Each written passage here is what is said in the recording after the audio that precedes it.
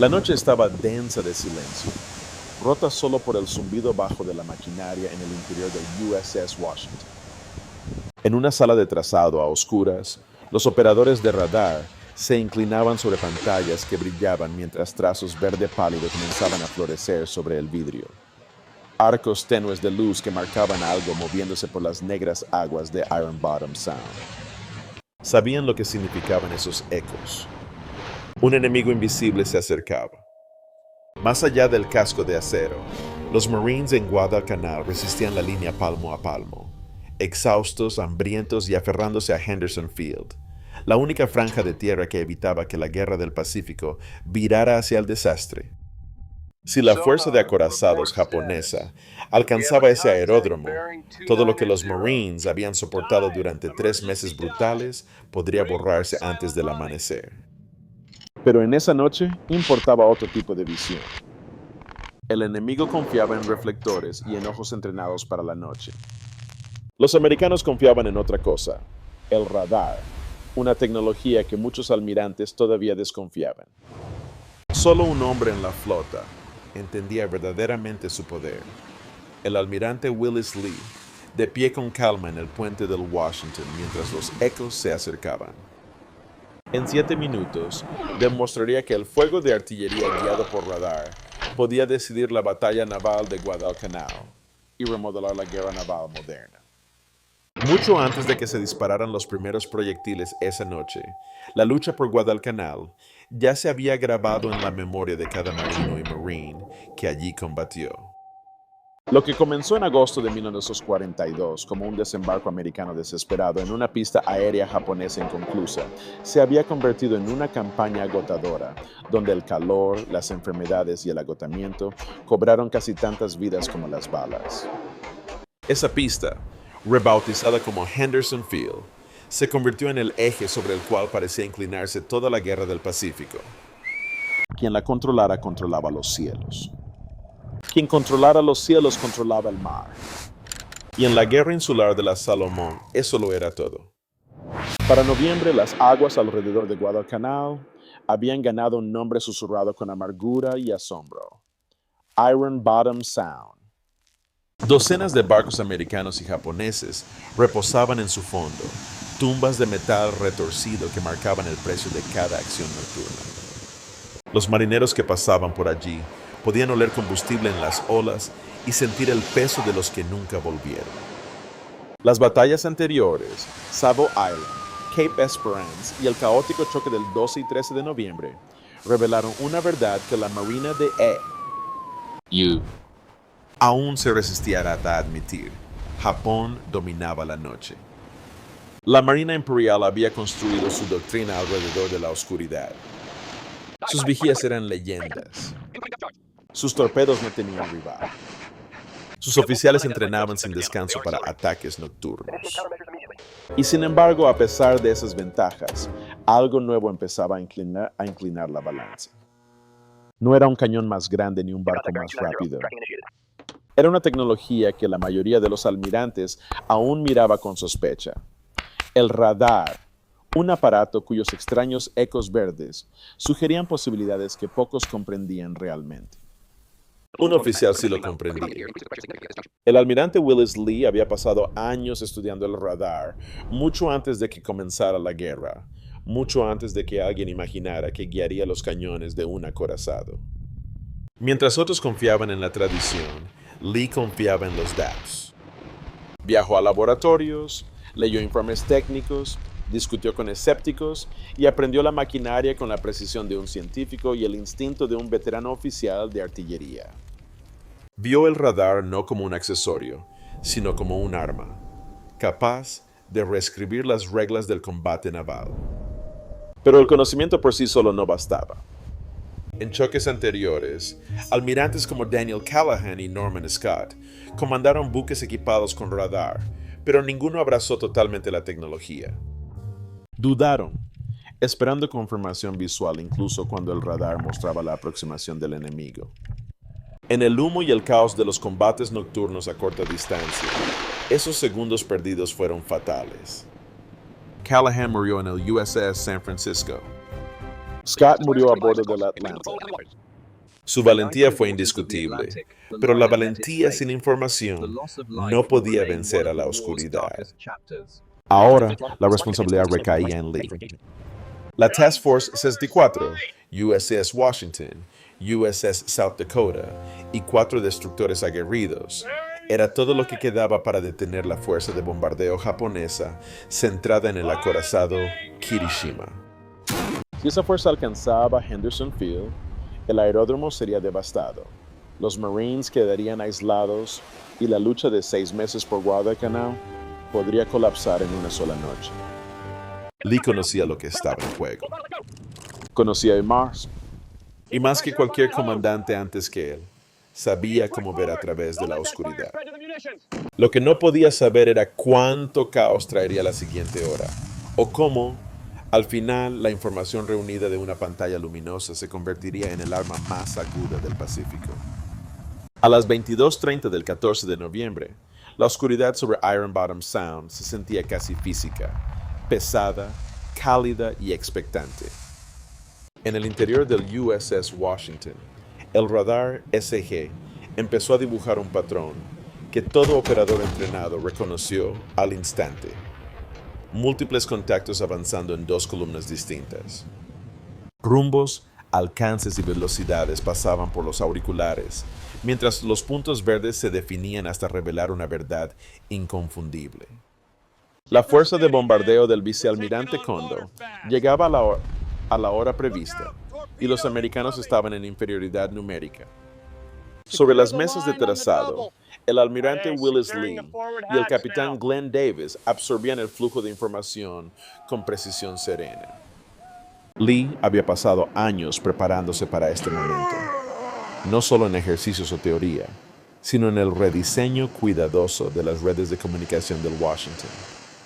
Los datos del radar viajaban ahora al instante a los equipos de artillería, directores y estaciones de control de fuego. Era una versión primitiva de lo que más tarde se conocería como el Combat Information Center, pero para esa noche era suficiente. Al frente del Washington, 4 destructores americanos, Walk, Benham, Preston y Gwynn, fueron los primeros en contactar. La noche estalló con fuego de cañones de 5 pulgadas, cuando cruzaron con destructores japoneses que protegían al acorazado Kirishima y a los cruceros Otago y Takao. En la confusión de salpicaduras y oscuridad, los japoneses desataron su arma más temida, el torpedo tipo 93 Long Lance.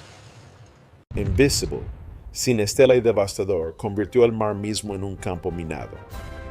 En cuestión de minutos, el Walkie quedó destrozado, el Preston ardía y la proa del Benham fue volada. Solo el Gwynn pudo alejarse a duras penas. Su sacrificio le había comprado tiempo precioso al Washington. Pero el desastre golpeó dentro de la línea americana. El USS South Dakota, siguiendo al Washington en columna, sufrió una cascada de fallos eléctricos provocados por el choque de sus propios cañones. Las pantallas de radar se apagaron. Los circuitos de control de fuego murieron. Luego, al derivar demasiado cerca de los restos en llamas de los destructores destruidos, los reflectores japoneses captaron su silueta. En un instante, casi todos los barcos de la fuerza de Kondo cambiaron su fuego. Proyectiles golpearon su superestructura, destrozando antenas, destrozando equipos de comunicaciones y matando a docenas, pero su ciudadela blindada resistió. Mientras los japoneses vertían su furia sobre el South Dakota, el Washington desapareció en la oscuridad. Lee aprovechó el caos como escudo, maniobrando su acorazado por un rumbo donde las llamas iluminaban un blanco y ocultaban a otro.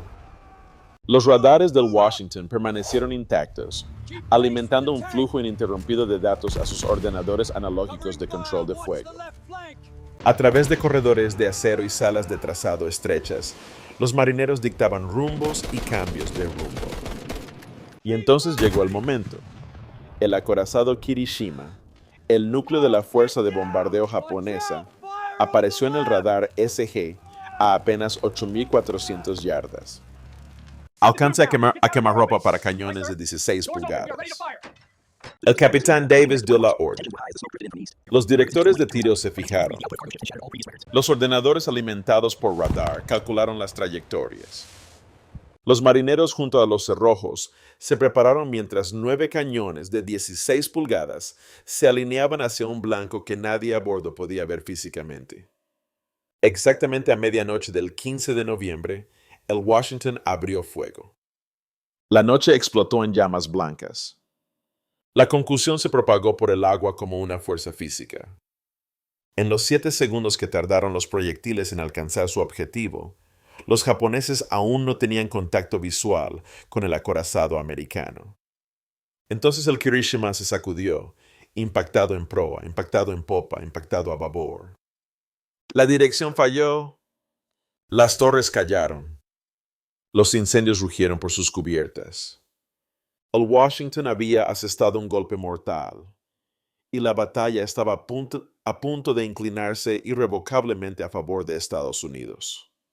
La primera salva había atravesado el acorazado Kirishima con devastadora claridad. Sin embargo, para los hombres a bordo de él, el enemigo seguía siendo un fantasma, ni silueta en el horizonte, ni haz de reflector, ni fogonazo del disparo, lo bastante brillante como para fijar un blanco.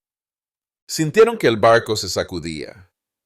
Oyeron gritar al metal, pero no pudieron ver nada.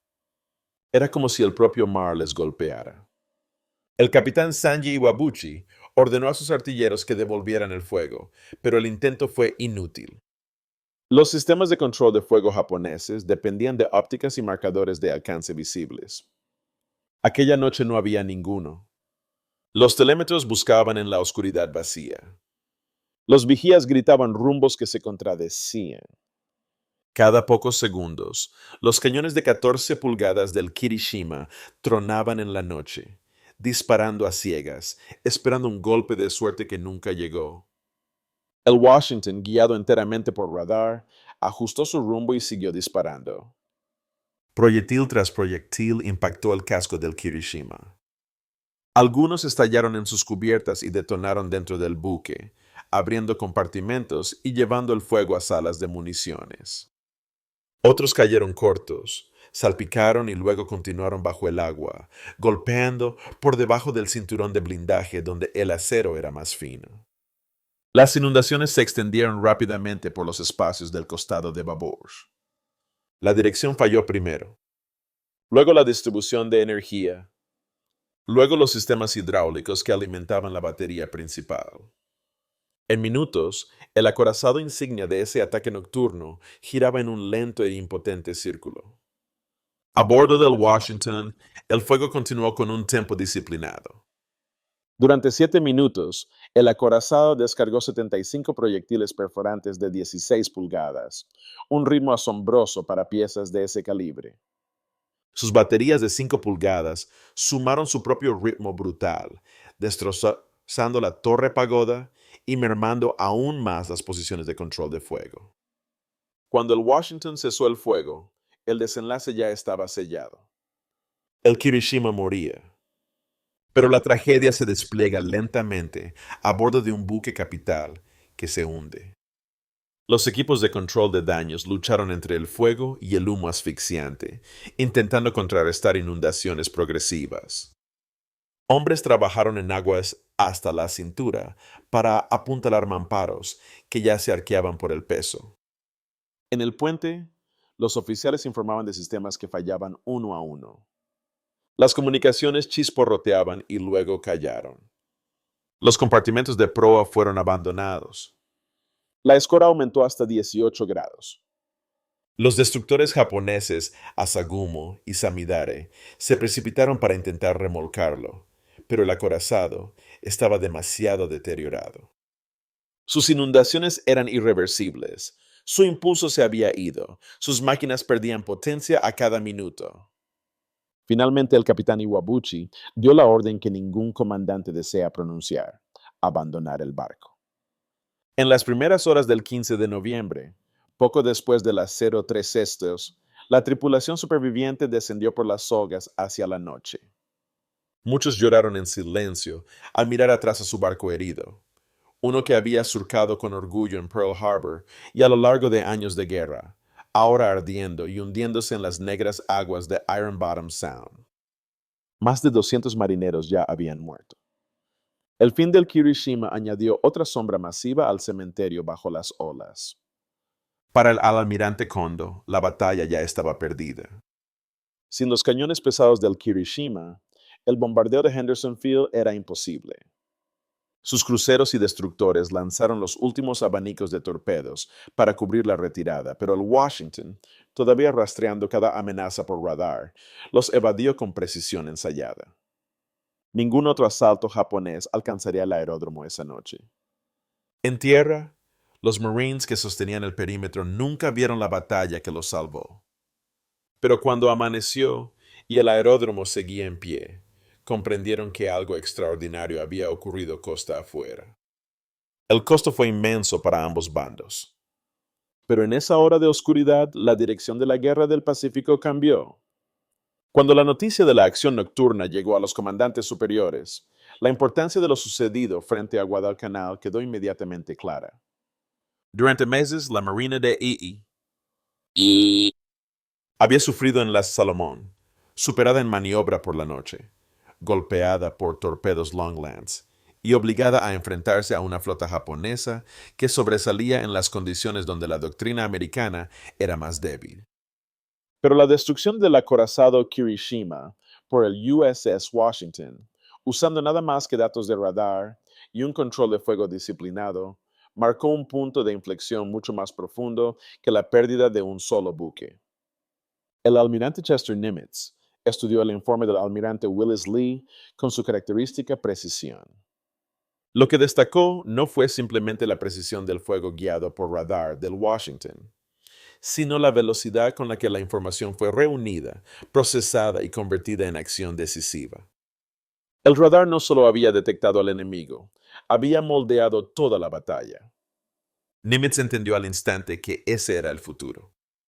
En semanas, ordenó la instalación acelerada de radares en toda la flota, desde acorazados hasta escoltas de destructores. Nuevos centros de entrenamiento se abrieron en Pearl Harbor y a lo largo de la costa de Los operadores de radar, antes técnicos poco valorados, fueron vistos de pronto como especialistas de combate cuyas habilidades podían determinar la supervivencia.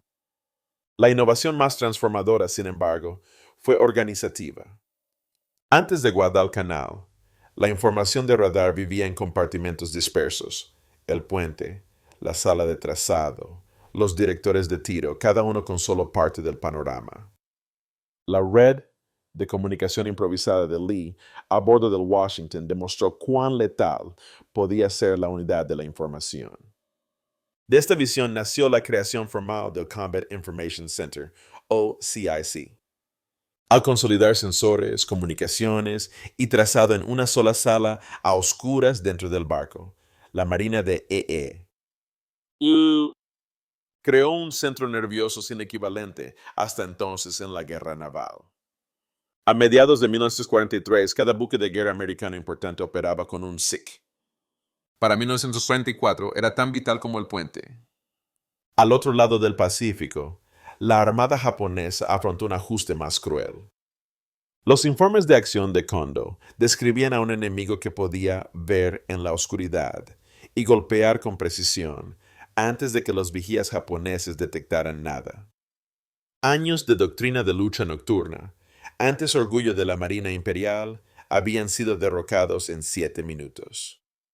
El desarrollo del radar en Japón existía en papel y en laboratorios, pero su base industrial ya estaba estirada al máximo. Producir electrónica avanzada a escala era imposible. Para cuando conjuntos de radar efectivos llegaron a los buques japoneses hacia el final de la guerra, la marea estratégica ya había cambiado irreversiblemente. A nivel mundial, los estrategas navales tomaron nota. La batalla naval de Guadalcanal demostró que la información, no la visibilidad, se había convertido en la nueva moneda del poder marítimo. La flota que detectara primero, interpretara más rápido y actuara con la imagen más clara del espacio de batalla decidiría el resultado, independientemente de números o tradiciones.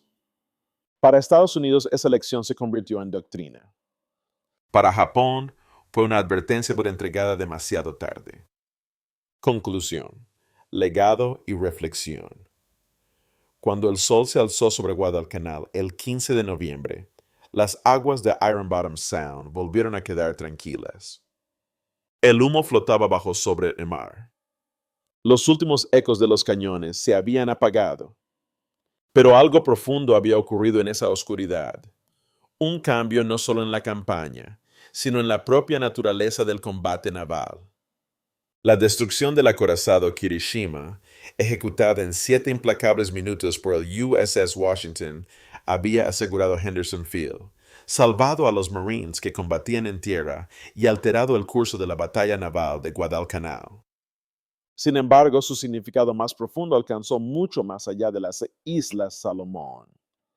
En los meses que siguieron, los astilleros y centros de formación americanos abrazaron la lección que el almirante Willis Lee había demostrado con una claridad firme. La tecnología no basta a menos que se entienda, se confíe en ella y se domine. El radar había estado presente en batallas anteriores, pero solo aquí, bajo el mando sereno del almirante Willis Lee y la coordinación constante del capitán Glenn Davis, se convirtió en un arma por derecho propio. La victoria no perteneció solo a los hombres que estuvieron en el puente o dispararon los cañones, sino a los operadores de radar cuyas voces calladas transmitieron los rumbos que cambiaron la historia. Sus nombres rara vez aparecen en las historias oficiales, pero sin ellos el fuego guiado por radar habría sido nada más que teoría. Hoy el conjunto de radar SG que guió los cañones del Washington está en el Smithsonian. Su vitrina explica las especificaciones, la banda de frecuencia y el papel que desempeñó en la Guerra del Pacífico. Pero la placa no lista a los marineros que leyeron su pantalla luminosa esa noche. No cuenta la tensión en la sala de trazado, ni el peso de saber que cientos de vidas dependían de cada número que pronunciaban. Su contribución, como tantos actos de ingenio en tiempos de guerra, sigue siendo en gran medida invisible, pero esencial. Quizá ese sea el verdadero legado de la batalla naval de Guadalcanal, un recordatorio de que la historia a menudo gira sobre el trabajo de personas cuyos nombres nunca llegamos a aprender. Hombres que dominaron sistemas desconocidos, desafiaron supuestos antiguos y miraron más allá de la tradición hacia un futuro definido por la innovación. Hombres que entendieron que la información, clara, rápida y confiable, se había convertido en la nueva savia de la lucha en el mar. Al mirar atrás aquella noche, queda una pregunta. ¿Qué lecciones de Guadalcanal aún resuenan en nuestro mundo hoy? ¿Y cuáles corremos el peligro de olvidar? Si historias como esta te resuenan, considera unirte a nosotros. Comparte tus pensamientos más abajo. Dinos cuál crees que es la lección perdurable del triunfo del almirante Willis Lee y suscríbete para seguir nuestra próxima exploración de las batallas que forjaron nuestro mundo.